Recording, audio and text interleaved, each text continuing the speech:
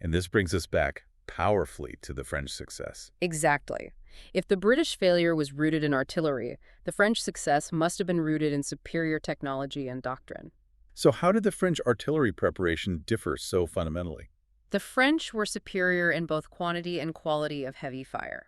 South of the Somme, the French Sixth Army had 552 heavy guns and howitzers.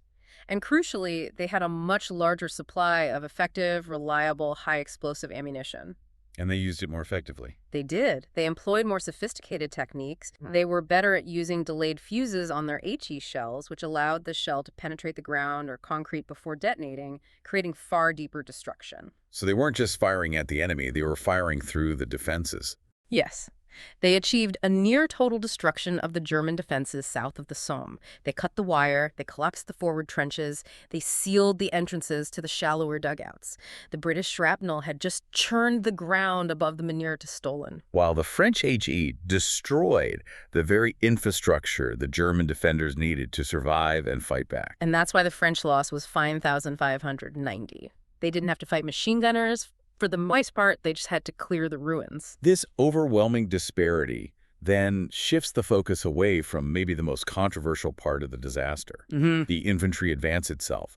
We have to address the famous criticism that lions led by donkeys narrative, the idea that the infantry were ordered to walk slowly into certain slaughter. This narrative is just so deeply influential, historically and culturally. It gained traction immediately, and you can trace it to early histories, and it was later amplified by politicians like Lloyd George in his highly critical war memoirs. And the perception is that military incompetence led to these doltish orders, telling soldiers to walk shoulder to shoulder, making them perfect targets. Right, but if we look at the tactical notes themselves and the subsequent analysis, the reality of the orders is far more complex than that myth suggests. How so? Well, General Rawlinson's tactical notes were certainly ambiguous. They mention the need for both celerity of movement, but also a steady pace.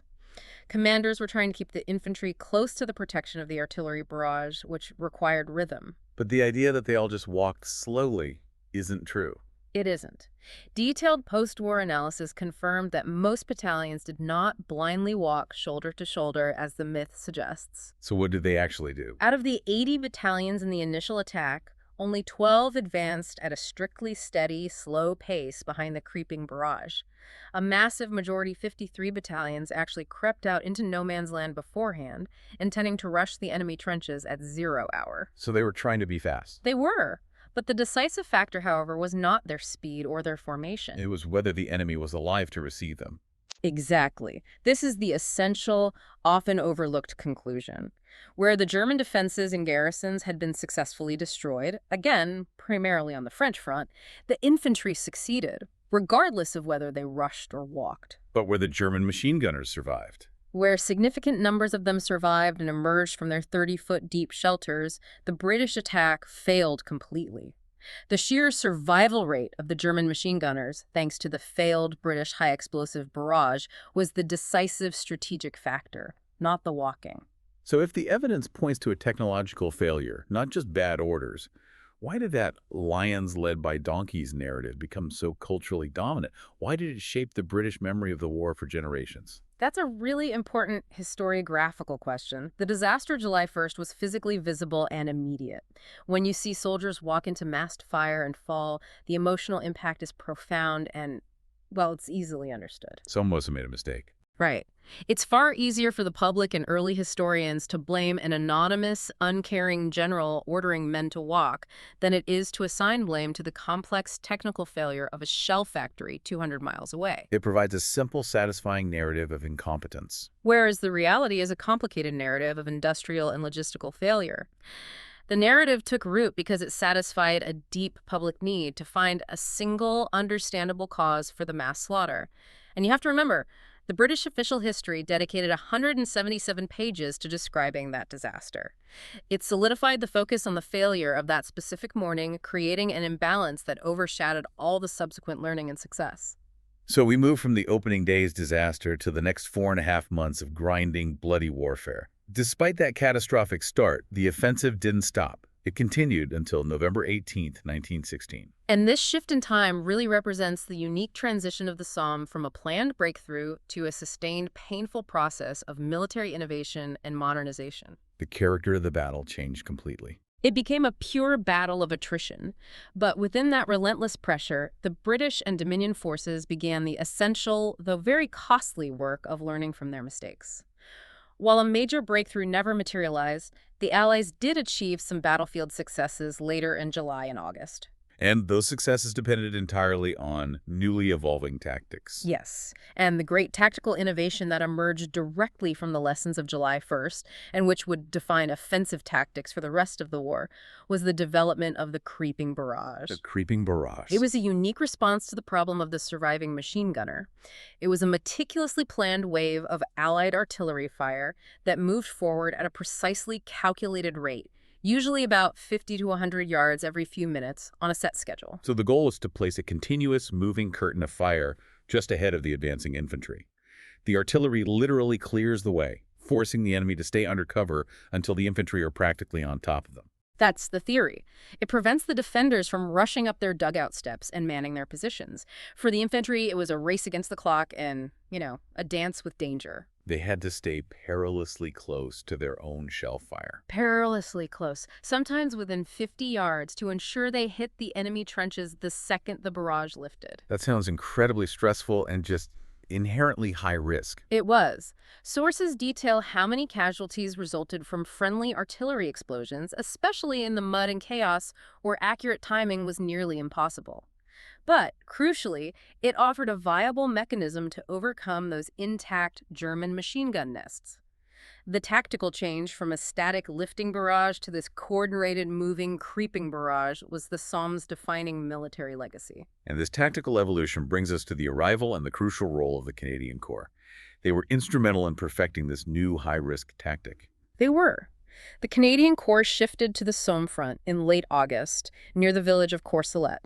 They immediately encountered intense action and suffered heavily, but their experience during the battle was transformative. They were central to developing and implementing the creeping barrage. Yes, especially during a large-scale attack on September 15th, pushing forward on a 2,000-meter front. So it was essentially a proving ground for Canadian operational expertise. Absolutely. The hard lessons in battlefield tactics learned by the Canadian Corps on the Somme, how to coordinate infantry with artillery, how to rapidly consolidate captured ground, it all proved invaluable in their subsequent actions. This is where they really earned their reputation as first-rate frontline troops. And September 15th wasn't just significant for the creeping barrage, it marked the introduction of a completely new weapon that epitomized the future of mechanized warfare. The tank. The tank. Another unique aspect of the Somme, it was the battlefield debut of the heavy tank. On September 15th, 49 Marka tanks were deployed, though only 32 actually made it to the starting lines and only 9 successfully crossed the German trenches. So the initial effectiveness was limited. Very limited. The tactical impact was patchy, but the psychological impact on the German defenders was immense. The tanks proved their ability to cross trenches and smash through barbed wire, something that had defeated all previous artillery efforts. Even if they weren't reliable. Their mechanical reliability was terrible. Many broke down or got stuck, but the Somme demonstrated the potential of armored, motorized shock action. It marked the start of a new arms race. And alongside the infantry and armor learning, the fight for air superiority became critical. This wasn't just about spotting, was it? Oh, far from it. The Somme saw intense aerial combat. Early on, the British had a degree of superiority, but the Germans quickly countered with newer, more powerful fighters. The air battle became crucial because the artillery, especially for that creeping barrage, required precise observation for ranging. Whoever controlled the skies controlled the accuracy of the guns. So the Somme was a laboratory for every single component of industrial warfare. Artillery, infantry doctrine, armor, and air power. It was less about achieving initial objectives and more about paying the price for the modernization of warfare. That is the perfect summary. It was a prolonged, bloody training exercise that forced doctrinal change across the entire spectrum of military operations. And so while this was all dragging on, the political leadership back in Britain was simultaneously shifting dramatically. It was. In response to the massive strains and the casualty lists, that's where David Lloyd George really comes into the picture. Having already been critical of the supply issues. Right. As Minister of Munitions, He had a keen understanding of the industrial requirements of modern war. In June 1916, just as the battle was beginning, he was appointed Secretary of State for War. Which brought him into direct confrontation with commanders like Haig over the strategy of attrition. It did. And the relentless flow of casualties from the Somme throughout the autumn ultimately led to a full political implosion.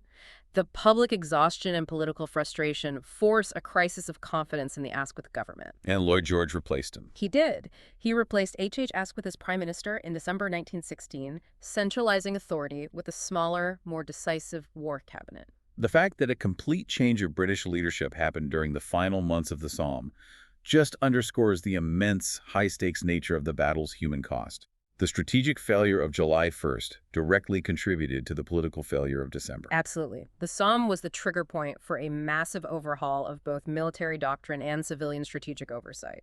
We've covered the catastrophic start, the attritional middle with all its innovation, and the political fallout. Now we have to look at how the battle finally concluded on November 18th, 1916, and really tally the final overwhelming cost. The human toll over that full 4.5 months is, well, it's difficult to grasp. While the July 1st figure is the most shocking single-day loss, the cumulative losses were immense. For the Commonwealth forces, over 420,000 casualties. And the other sides. The French suffered around 200,000. German losses were also severe, estimated between 450,000 and 600,000. So regardless of the exact number, it's well over 1 million casualties across all sides. And if we return to the smaller nations, the impact is magnified again. The Canadian and Newfoundlander troops alone suffered more than 24,000 killed, wounded, or missing during their time on the Somme. This sheer attrition confirmed that any romantic notion of warfare had died. And the immediate aftermath of that first day, it reveals a specific crisis that highlights the unpreparedness of the infrastructure supporting the attack. The medical crisis, you mean? The medical crisis, yes. It was a catastrophic failure of logistics. Fourth Army headquarters initially